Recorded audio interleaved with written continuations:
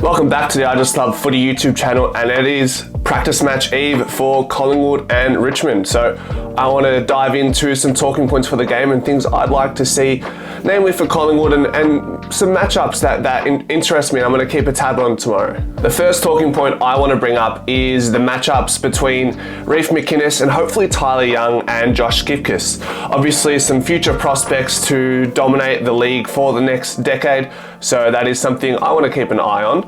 Tyler Young actually rated top 3 in percentage of one-on-one defensive contests lost amongst the key defenders last season. Now granted, the caveat is he would have rarely played on the best forward for each game, but that is still a great stat to have attached to your name as such a young key defender.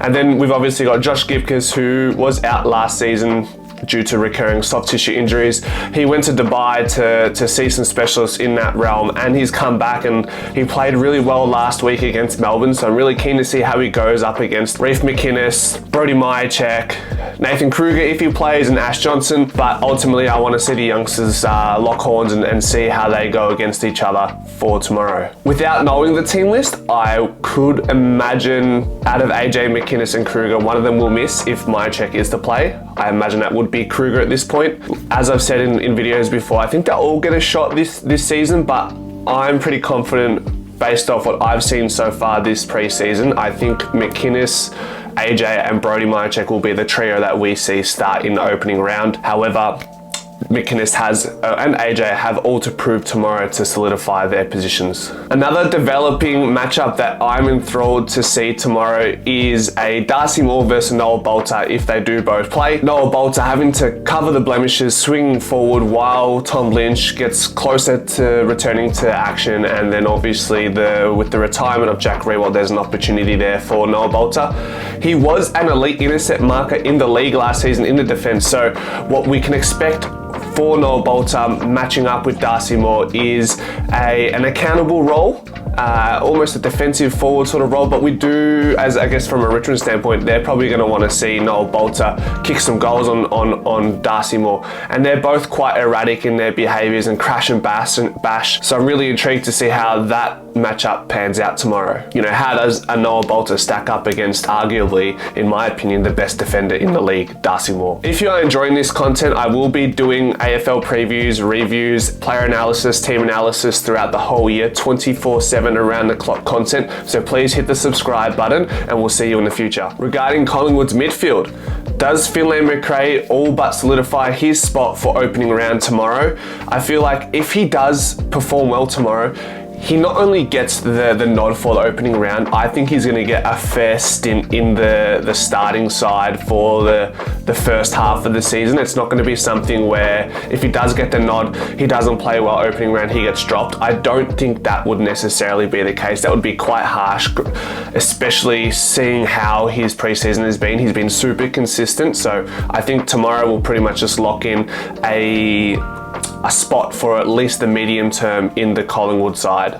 A little dark horse in the midfield for Collingwood is Lachie Sullivan as well. I think we're going to see him very early in the season, depending on form, depending on injuries. If all goes well, we might see him in the first half of the AFL season. He has really impressed me across the 2 games he played. He played in the second half against North Melbourne last week, and he did nothing wrong and kicked a goal. So no reason why we can't see Lachie Sullivan feature in this AFL side in the first half of the season. I'd like to see how Ed Allen goes under the big lights tomorrow night against Richmond. It's been hard for me to keep a track on him. He's done some little good bits. He's taken some good strong marks. He's strong in the contest. So with those qualities in a youngster like Ed Allen, we'd like to see them under the big lights. I'd like to see more of that tomorrow.